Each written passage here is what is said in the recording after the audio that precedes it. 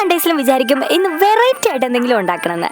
എന്നാലോ അത് ചെന്ന് അവസാനിക്കുന്നത് സ്ഥിരം കഞ്ഞി, പയറ്, അച്ചാർ, പപ്പടം ഇതിലായിരിക്കും. ഈ സൺഡേങ്കിലും അതിനൊരു മാറ്റം വേണം. നമുക്കിന്ന് വെറൈറ്റി ആയിട്ടൊരു മീൻകറി വെച്ചാൽ. ഈ റെസിപ്പി എൻ്റെ ഓഫീസിലെ സാറിൻ്റെ വൈഫിൻ്റെതാണ്. ആള് നല്ല അടിപൊളിയായിട്ട് ഈ മീൻകറി വെക്കും.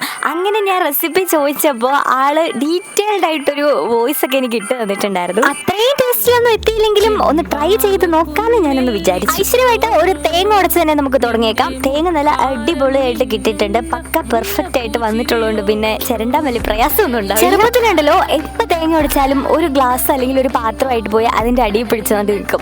എന്തിനാണെന്നറിയോ? ആ തേങ്ങ വെള്ളം കുടിക്കാനായിട്ട്. നിങ്ങളുടെ എന്നെ പോലെ തന്നെയാണോ? ഞാൻ ഈ മരിച്ചു കിടന്ന എക്സ്പ്രഷൻ ഇട്ടുകൊണ്ട് തേങ്ങ വെള്ളം കുടിക്കുന്നത് എന്തിനാന്ന് എനിക്ക്. അതെന്തെങ്കിലും ആകട്ടെ, നമുക്ക് വിഷയത്തിലേക്ക് വരാം. ഞാൻ മുമ്പേ മുറിച്ചത് നെയ്മീന്റെ കുഞ്ഞുങ്ങളാണെന്നാണ് അവൻ എന്നോട് പറഞ്ഞത്. ആ മീൻ നമ്മൾ ക്ലീൻ ചെയ്ത് മാറ്റി വെച്ചിട്ടുണ്ട്. ഇനി നമുക്ക് ബാക്കിയുള്ള സാധനങ്ങളൊക്കെ റെഡിയാക്കാം. കുറച്ച് ഇഞ്ചി, വെളുത്തുള്ളി, പച്ചമുളക്, പിന്നെ ഒരു 5-6 കുഞ്ഞുള്ളി ഇത്ര എടുക്കുക. അത് നന്നായി അരിയുക. ഇഞ്ചിയൊക്കെ ഇടിച്ചിടാം. ഇതിൻ്റെ ഇടയ്ക്ക് കുറച്ച് തേങ്ങ ചുരണ്ടിയിട്ട് നിങ്ങൾക്ക് ആവശ്യമുള്ളത്ര വെള്ളം ഒഴിച്ച് അതൊന്ന് അരച്ചെടുത്ത് അതിൽ നിന്ന് തേങ്ങാപ്പാൽ പിഴിഞ്ഞെടുത്ത് മാറ്റി വെച്ചേക്കണം. ഇനി നല്ല മൺചട്ടിയിലേക്ക് കുറച്ച് വെളിച്ചെണ്ണ ഒഴിച്ച് അതിലൊരു ലേശം ഉലുവയിട്ട് ഒരു തുള്ളി കടുക് ഇട്ടിട്ട് നേരത്തെ അരിഞ്ഞു വെച്ച കുഞ്ഞുള്ളി, പച്ചമുളക്, വെളുത്തുള്ളി, ഇഞ്ചി ഇതെല്ലാം കൂടി ഇട്ട് നന്നായിട്ടൊന്ന് വഴറ്റിയെടുക്കുക. എന്നിട്ട് അതിലേക്ക് ഒരു 2.5 സ്പൂൺ കാശ്മീരി മുളക് പൊടിയും ഒരു 3 സ്പൂൺ മറ്റേ നോർമൽ മുളക് പൊടിയും കൂടി ഇടണം. ഞാൻ 1 കിലോ മീനിന്റെ കണക്കാണ് പറയുന്നത്. പിന്നെ ഇത്രയും ഇടണമെന്ന് ഞാൻ പറഞ്ഞു എന്നുള്ളതുകൊണ്ട് മാത്രം നിങ്ങൾ ഇടണ്ട. നിങ്ങളുടെ ഒരു പാകത്തിനുള്ള സാധനം ഇട്ടാൽ മതി. എനിക്ക് അളവൊന്നും പറഞ്ഞു തരാൻ അറിയത്തില്ല. ഞാൻ തന്നെ ഒരു അഡ്ജസ്റ്റ്മെന്റിലൊക്കെയാണ് ഉണ്ടാക്കുന്നത്. ഇനി ആ അരപ്പിലേക്ക് കുറച്ച് ഉപ്പും കൂടി ഇട്ടിട്ട് നേരത്തെ എടുത്ത് വെച്ച് തേങ്ങാപ്പാൽ മുഴുവൻ അതിലേക്ക് ഒഴിക്കുക. എന്നിട്ട് ഒരു 3 കുടമ്പുളിയും കൂടി ഇട്ടിട്ട് നന്നായി തിളപ്പിക്കാനായിട്ട് വെക്കുക. ഇനി ഇതിലെ പ്രധാന ഐറ്റമായ മീനുകളെ പെറുക്കി അതിലേക്കിട്ട് വീണ്ടും തിളപ്പിക്കാൻ വെക്കാം. ഒരു 10-15 മിനിറ്റ് തിളപ്പിക്കാൻ വേണ്ട, ഒരു 10 മിനിറ്റ് തിളപ്പിച്ചാൽ മതി. ഇതിന്റെ ഫുൾ വീഡിയോ ഞാൻ യൂട്യൂബ് ചാനലിൽ